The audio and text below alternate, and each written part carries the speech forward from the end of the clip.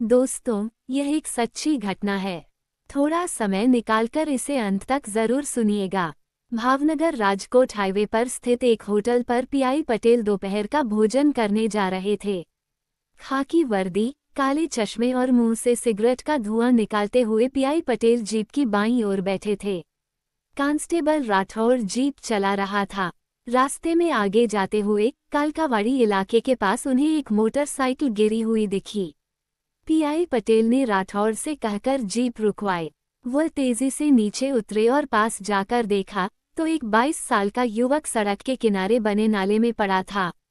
अनुमान लगाया गया कि नाले में रखे पत्थर से उसका सिर टकराया होगा। युवक के सिर के पास काफी खून बह चुका था। अनुभवी पीआई समझ गए कि केस खत्म है। उन्होंने सिर से टोपी और आंखों से चश्मा उतारा। सिगरेट एक तरफ फेंककर अपने मोबाइल से 108 पर फोन लगाया। थोड़ी बातचीत के बाद वह बाइक के पास आए। आसपास कोई नहीं था, खेतों में भी नहीं। दोपहर के इस समय खेतों में कौन ही होता, क्योंकि यह बहुत सुस्त साल था। इस बार घूमते हुए पटेल ने ध्यान से निरीक्षण किया। बाइक की पिछली लाइटें टूटी हुई थीं। करिया और नंबर प्लेट भी मुड़ गए थे। बाइक लगभग 20 फुट तक घिसटकर एक माइलस्टोन के खूंटे से टकराई थी। वो इस तार्किक निष्कर्ष पर पहुंचे कि युवक वहीं से नाले में फेंका गया होगा, जहां वह पत्थर से टकराया होगा, जिससे उसे हेमरेज हुआ होगा। इतनी जोरदार टक्कर पीछे से किसी ने मारी होगी, तभी बाइक इतनी घिसटी होगी। बाइक की एक तरफ एक थैली लटकी हुई थी। उन्होंने राठौर से बाइक से वह थैली निकालने को कहा।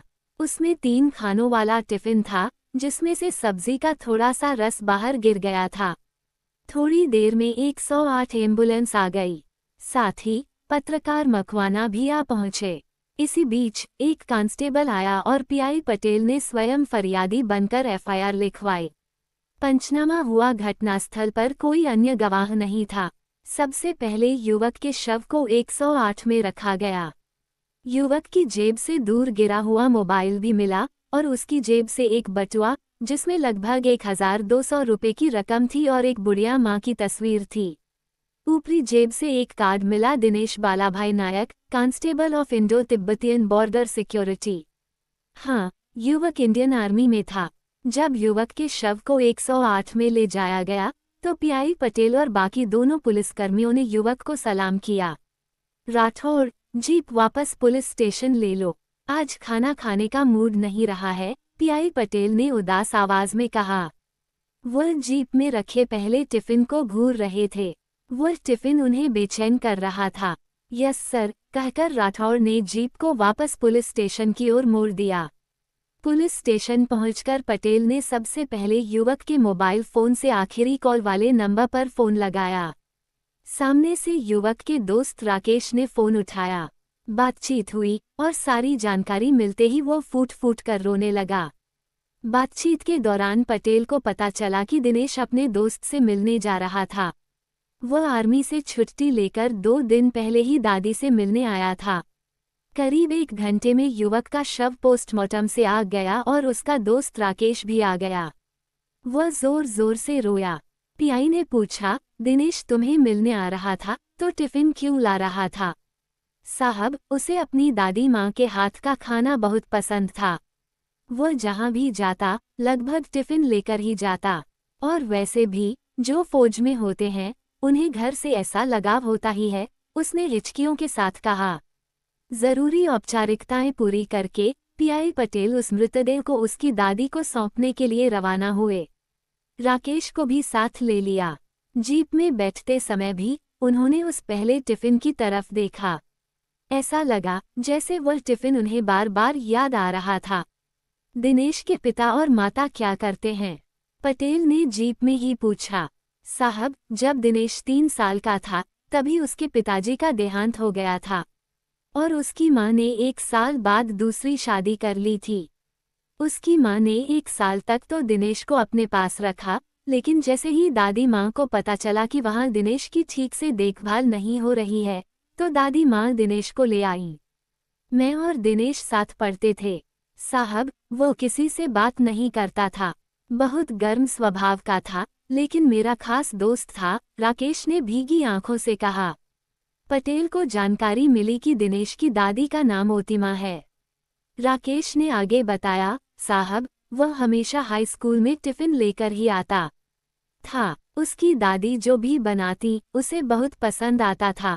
एक बार तो हम 3 दिन के लिए जूनागढ़ गए, तब भी दिनेश 3 दिन के थेपले लेकर आया था, साथ में सूखी सब्जी भी थी।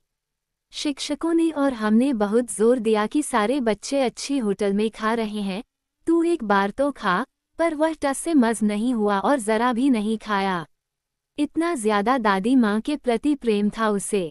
साहब, बहुत अच्छा लड़का था। जब वह आर्मी में लगा तब मैं ही उसे जोशीमठ उत्तराखंड छोड़ने गया था। तब भी वह घर से ही भाता बांध कर ले गया था। मैंने भी घर का बना हुआ लिया। रास्ते में उसने बाहर का कुछ भी नहीं खाया। राकेश यादें ताज़ा कर रहा था।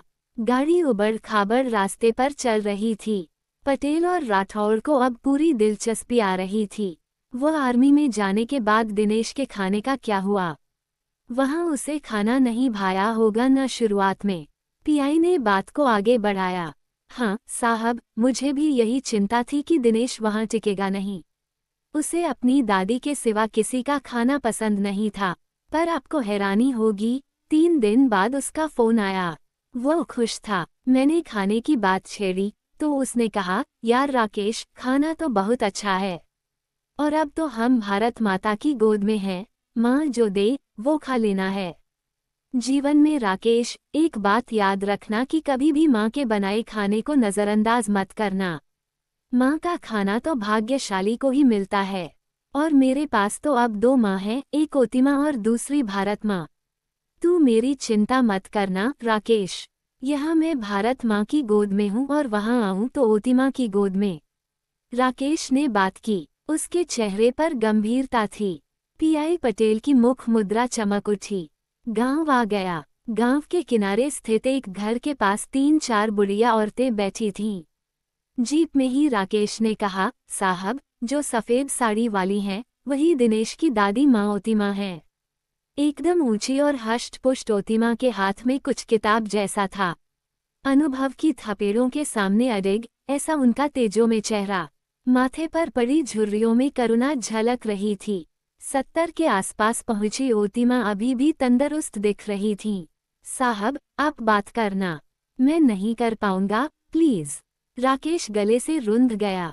पीआई पटेल स्थिति समझ गए। उन्होंने राकेश के कंधे पर हाथ रखा। जीप रुकी। धूल के बवंडर से वातावरण धुंधला हो गया था। धूल का गुबार बैठने के बाद पीआई पटेल हल्के से उतरे। अपना गला साफ किया। उनके दिल की धड़कन बढ़ गई। जहां ओतिमा बैठी थी वहां गए। 2 हाथ जोड़कर कहा, जय श्री कृष्ण माड़ी। आप ही ओतिमा हैं? हाँ साहब, कुछ काम था। माड़ी के चेहरे पर चिंता की हल्की लकीरें दिखीं। और ठीक उसी वक्त ड्राइवर और राकेश ने दिनेश का मृतदेह जीप के पिछले हिस्से से बाहर निकालकर नीचे रखा। माड़ी स्थिति भांप गई। माँ, हिम्मत रखो, ईश्वर के आगे हमारा कुछ नहीं चलता। माँ, आपका बेटा भगवान के घर गया है, माँ। कहते कहते पटेल नीचे बैठ गए। बाकी 2 बुढ़िया औरतों ने ओतिमा को पकड़ लिया और ओतिमा ने विलाप करना शुरू कर दिया। पत्थरों को भी पिघला देने वाला विलाप। राठौड़ ने राकेश को पकड़ रखा था। वह भी सिसकियां भर रहा था। गांव तुरंत इकट्ठा हो गया। सबके चेहरों पर गमगीनी छा गई। गांव की औरतों ने ओतिमा को सांत्वना दी। वैसे तो पीआई पटेल ऐसे काम के लिए कभी आए नहीं थे। नौकरी के दौरान उन्होंने अनगिनत दुर्घटनाएं देखी थीं, लेकिन आज न जाने क्यों उनकी आंखों से आंसू आ गए। पूरा गांव शव यात्रा में शामिल हुआ। ओतिमा के परिवार में तो कोई नहीं था। अंतिम विधि निपटाकर पीआई पटेल वापस ओतिमा के घर आए। माड़ी के सामने हाथ जोड़कर उन्हें धैर्य दिया। जवाब में ओतिमा बोली, साहब, वैसे तो जब से उसका बाप मर गया तभी से मेरा दिनेश आधा तो मर ही गया था। पर वो बेचारा मेरे सहारे और मैं उसके सहारे जीती थी। बाकी जिसने जवान बेटा खोया हो वो तो लगभग जी ही नहीं सकती। साहब, दिनेश मेरा प्यारा था। साहब, वो शादी के लिए मना करता था। बस एक तमन्ना थी कि देश की रक्षा करनी है, इसलिए ही फौज में जुड़ा था।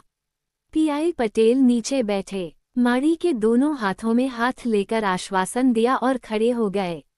राकेश वहीं रुक गया। राठौड़ और पटेल जीप में बैठ गए। जीप धूल के बवंडर उड़ाती हुई पुलिस स्टेशन की ओर जा रही थी। शाम को पटेल को खाना खाने की खास इच्छा नहीं हुई। उन्होंने राठौड़ और बाकी 2 पुलिसवालों से कहा कि तुम लोग गाड़ी लेकर खाना खाओ। उनके जाने के बाद पीआई पटेल चेंबर में अकेले पड़े और अचानक उन्हें वह टिफिन याद आया। वह टिफिन अभी भी पुलिस स्टेशन के एक कोने में रखे एक टेबल पर पड़ा था। अचानक ही पटेल खड़े हुए, टिफिन के पास गए। टिफिन की एक तरफ गिरा हुआ सब्जी का रस जम गया था, लेकिन अंदर से सब्जी की एक बहुत अच्छी खुशबू आ रही थी। पटेल ने टिफिन खोला। साबुत प्याज की सब्जी थी, साथ में ज्वार की रोटी, तली हुई कचरी और गोंदे का अचार था। पटेल ने रोटी का एक टुकड़ा तोड़ा, सब्जी में डुबोया और मुंह में रखा। वाह, वही स्वाद! उनकी माँ भी ऐसी ही सब्जी बनाती थीं। और यह याद आते ही पटेल की आंखों में आंसू आ गए। उन्होंने टिफिन बाजू में रखा और 2 पैरों को बाजू की कुर्सी पर फैलाकर अपनी कुर्सी पर लेट गए और अतीत में खो गए। पीआई पटेल का पूरा नाम पंकज मोहन लाल पटेल था। पटेल का बेटा पीआई बना, यह उनके गांव की पहली घटना थी। नौकरी की शुरुआत से ही बाहोश और निष्ठावान, पर शादी करने में धोखा खा गए। एक अमीर की रूपवान लड़की से शादी करना पटेल को भारी पड़ गया। उनकी पत्नी श्वेता एकदम रूपवान और एकदम अपने बाप पर गई हुई थी। श्वेता के पापा एक बड़े बिल्डर थे और गुस्सैल थे। श्वेता में भी ये गुण विरासत में आए थे। शादी के 4 महीने में ही पटेल को लगा कि यह चुनाव गलत हो गया है, पर अब क्या कर सकते थे। धीरे धीरे उन्होंने श्वेता को सुधारने का प्रयास किया, पर श्वेता सुधरने वाली कहाँ थी। और वैसे भी बाप के 2 नंबरी पैसों से बिगड़ी हुई औलाद लगभग सुधरती नहीं है। श्वेता को गांव में रहना तो पसंद ही नहीं था। त्योहारों पर भी पंकज अकेले ही अपने घर जाता था। मम्मी पापा भी समझ गए कि घर की नींव ही टेढ़ी है, इसमें उनका बेटा भी क्या करे। श्वेता को अपने सास ससुर का घर आना पसंद नहीं था। आती तो मुंह बिगाड़ती और बर्तन पटकती, कुछ न कुछ नाटक करती। उस इलाके में उसकी धाक चलती थी। पीआई पटेल घर आते ही डरते थे। कई लोगों की पत्नियां परेशान करती हैं, तो लोग शिकायत करने पुलिस स्टेशन जाते हैं, पर पीआई पटेल कहाँ जाते। कई बार उन्होंने सास ससुर से शिकायत भी की, पर जैसे मटर पापड़ी वाल एक जैसे होते हैं, वैसे ही सास ससुर ने भी पंकज को दबा दिया। न कहने वाले शब्द कहे, और फिर तो श्वेता के नखरे ही बढ़ गए। पीआई की शुरुआती सैलरी तो श्वेता के मेकअप में ही खर्च हो जाती थी। पैसे कम पड़ते तो उसके पापा भेजते, और श्वेता तो कहती भी थी कि पत्नी को खुश न कर सको तो शादी ही न करो। पंकज चुपचाप सुन लेते थे और वह शिकायत करने भी कहाँ जाते। श्वेता लगभग सारा दिन दूसरे अधिकारियों की पत्नी के साथ शॉपिंग में ही रहती थी। उसके बिल्डर बाप के 4 हाथ थे श्वेता के सिर पर, इसलिए ही उसने अपनी बेटी को 4 डेबिट कार्ड दे रखे थे। धीरे धीरे पीआई पटेल के माता पिता का आना ही बंद हो गया। वे भी अपने बेटे का दुख देखकर दुखी थे। इसी बीच उनके पिताजी का देहांत हो गया। कैसी भी बुरी औरत हो, पर अपने सास या ससुर के देहांत पर तो मर्यादा रखती है, पर श्वेता तो सिर्फ सुंदरता की मूर्ति थी, अंदर से खोखली। वह न तो अंतिम संस्कार में गई, न उसके बाप ने फोन करके हाल पूछा। पीआई पटेल 20 दिन गांव में रहे, पापा का कारज निपटाया और अपनी मां को लेकर शहर वापस आ गए। अपने घर में सास रहे, ये श्वेता को पसंद नहीं आया। उसने पीआई पटेल को साफ साफ कह दिया, ये बला कितने दिन रुकेगी इस घर में। वह बला नहीं, मेरी माँ और तुम्हारी सास है, अच्छी तरह बात करो। पीआई बोले, वो जो भी हो, मैं किसी की गुलामी करने के लिए फ्री नहीं हूँ। मैं अपने बाप का रागवाड़ा छोड़कर आई हूँ अपनी तरह से जीने के लिए। बाकी इस बुढ़िया का बोझ उठाने के लिए मैं फ्री नहीं हूँ। इसके लिए वृद्धाश्रम है, वहाँ छोड़ आओ। और हाँ, पैसे न हों तो मेरे पापा देंगे, समझे। सटाक सटाक सटाक। पीआई पटेल का हाथ जो बहुत पहले उठना चाहिए था, अंततः उठ ही गया। श्वेता के गाल पर पहली बार सर्जिकल स्ट्राइक हुई। गाल गुस्से से लाल हो गया और गुस्से से धुआं उगलती श्वेता अपने बिल्डर बाप के पास गई। उसका बाप सन्न रह गया। उसने फोन लगाया और इधर पटेल का गुस्सा भी फूट पड़ा। फोन पर गाली गलौज हुई। कमिश्नर से मिलकर श्वेता के बाप ने शिकायत की कि मेरी फूल जैसी बेटी को परेशान किया जाता है।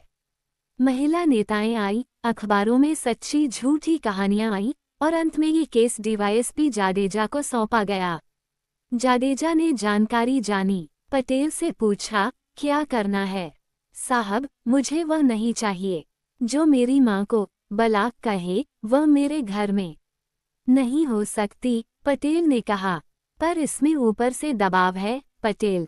वह आपको और आपकी माता को जेल की सलाखों के पीछे भेजना चाहता है, डीवाईएसपी जाडेजा ने कहा। तो जैसा भाग्य मेरा और मेरी माता का। पीआई टूट गए। जाडेजा देखते ही रह गए। उन्हें बात में सच्चाई लगी। उन्होंने दूसरे स्टाफ वालों से भी पूछा। गांव से भी राय आई। जाडेजा समझ गए कि एक सच्चा पुलिस वाला गलत तरीके से फंस गया है और उनका खून खौल उठा। रो मत पटेल, अब वह है और मैं हूँ। ऐसा कहकर जाडेजा तेज रफ्तार से चले गए। अब उन्होंने क्या क्या किया वो तो पता नहीं, पर केस की जगह रहा।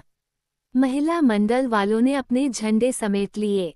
15 दिनों में तलाक के कागजों पर श्वेता और पीआई पटेल के हस्ताक्षर हो गए। सारे आरोप वापस ले लिए गए थे। और वैसे भी कहा जाता है कि पुलिस अगर सही हो जाए तो बड़े बड़ों की अकल ठिकाने लगा देती है, पर पुलिस सही हो तो पटेल ने जाडेजा का आभार माना और पटेल के अनुरोध को ध्यान में रखते हुए उनका तबादला शहर से दूर कर दिया गया। पीआई पटेल अपनी मां के साथ खुश थे। मां उन्हें खाना बनाकर देती थी और अगर दूर जाने का मन होता तो उन्हें टिफिन बनाकर देती थीं। 2 साल तो पीआई के बहुत आनंद में बीते, पर अभी 2 महीने पहले ही उनकी माता का देहांत हो गया था और तब से पीआई पटेल फिर से अकेले हो गए थे। बाहर हॉस्टल में खाना खा लेते थे। साहब, सो गए, राठौड़ ने कहा और पीआई पटेल ने आंखें खोलीं। रात के 11 बजने को थे। अभी भी टिफिन वहीं पड़ा था। 2 पुलिस और राठौड़ खाना खाकर वापस आ गए थे। पटेल खड़े हुए, मुंह धोया, टिफिन साफ किया, एक सिगरेट जलाई। अगले दिन सुबह वो वापस दिनेश के गांव गए। ओतिमा से मिले, आर्मी को रिपोर्ट किया और खुद 10 दिन की छुट्टी लेकर दिनेश की सारी विधियां पूरी की। पूरा गांव पीआई पटेल को आदर भाव से देखता रहा। एक दिन पीआई बोले, बा, क्या आप मुझे रोज टिफिन बनाकर देंगी? मैं सारा घर का खर्च उठा लूंगा बा। मैं आपका बेटा बनकर रहूंगा। एक दूसरे के सहारे जीवन बिताएंगे। ऐसा कहकर उन्होंने अपनी पूरी कहानी सुनाई। ओतिमा की आंखें भी भर आईं। वह सहमत हो गईं और फिर रोज ओतिमा वो टिफिन बनाकर देती हैं। जब वो टिफिन बनाती हैं तो उनकी नज़र के सामने उनका बेटा होता है और पटेल जब टिफिन खाते हैं तो उन्हें उस भोजन में अपनी मां का चेहरा दिखाई देता है। दोस्तों, जीवन जीने के लिए धन दौलत से ज्यादा किसी का निस्वार्थ सहारा ज्यादा उपयोगी होता है। मित्रों, अगर आपको यह एपिसोड पसंद आया हो तो वीडियो को लाइक करके एक बार कमेंट बॉक्स में जय माताजी जरूर लिखिएगा, ताकि माताजी की कृपा आप सबके परिवार पर बनी रहे। इस कहानी के बारे में आपका क्या कहना है, ये भी हमें कमेंट बॉक्स में ज़रूर बताइएगा। और खासकर दोस्तों, हमारे चैनल को सब्सक्राइब करना न भूलिएगा, ताकि ऐसी ही सच्ची घटनाएं और सच्ची घटनाओं पर आधारित हर तरह की कहानियां आपको समय पर सुनने को मिलती रहें। फिर मिलेंगे दोस्तों किसी नए एपिसोड के साथ, किसी नई कहानी के साथ। बहुत बहुत धन्यवाद।